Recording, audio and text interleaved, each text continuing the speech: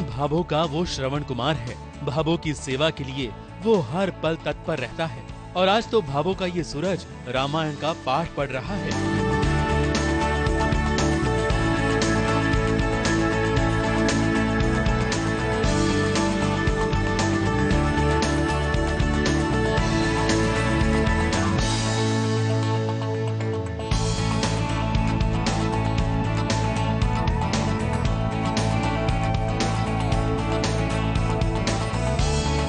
भाभो का लाडला है सूरज, तभी तो उसके हाथ पर कुछ निशान देखा तो भाभो की तबीयत फिर बिगड़ गई।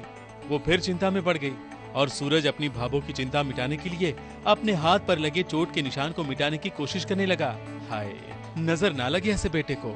बेटे से रामायण सुनकर के एक तृप्ति मिलती है इंसान को और बड़ा अच्छा लगता है कि वो बच्चा आज अपना काम जिसको वो पूजा समझता है उसे छोड़ करके अपनी माँ की पूजा कर रहा है, अपनी माँ को सुकून देने की कोशिश करता है।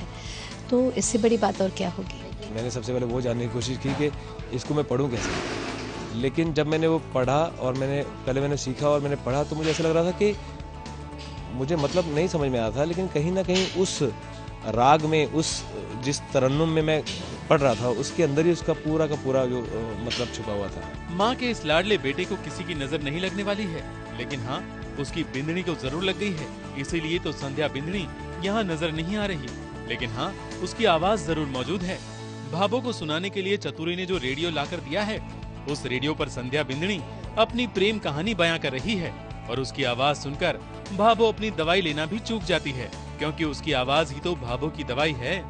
बिल्कुल वैसे जैसे भाभो के फैंस उनकी दवाई बन गए हैं। तो मेरे फैंस, मैं घर पे जब बाहर निकलती थी वॉक करने के लिए तो एक लेडी, अनजान सी लेडी जिसको मैं जानती तक नहीं हूँ, वो आके रुकी और कहने लगे कि हमने सुना है कि आप शो छोड़ रही हो, तो प्लीज़ आप ऐसे मत करो, क्योंकि हम देखो आपका शो डेली देखते हैं, हम एक भी एपिसोड मिस नहीं करते, तो हम नहीं चाहते हैं कि आप ये शो छोड़ें।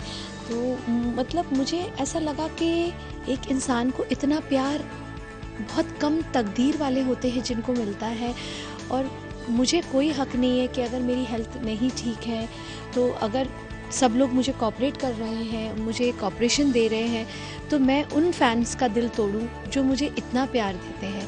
मुझे छोड़ के कभी मत जाना, मैं आप लोगों को छोड़ के कहीं नहीं जाऊंगी। चलो अच्छा है, भाभो कहीं छोड़ कर नहीं जा रही, लेकिन हाँ, संध्या बिंदनी अपने सूरज से, अपने ससुराल से दूर हो गई है और उसकी गैर मौजूदगी में सूरज सा ने रेडियो को और साथ में एक पुतले को अपना साथी बना दिया है, जो उसका बचपन का साथी है। साथ हो जब अपने दुनिया को दिखाएंगे, हम मौत को जीने के अंदाज सिखा देंगे।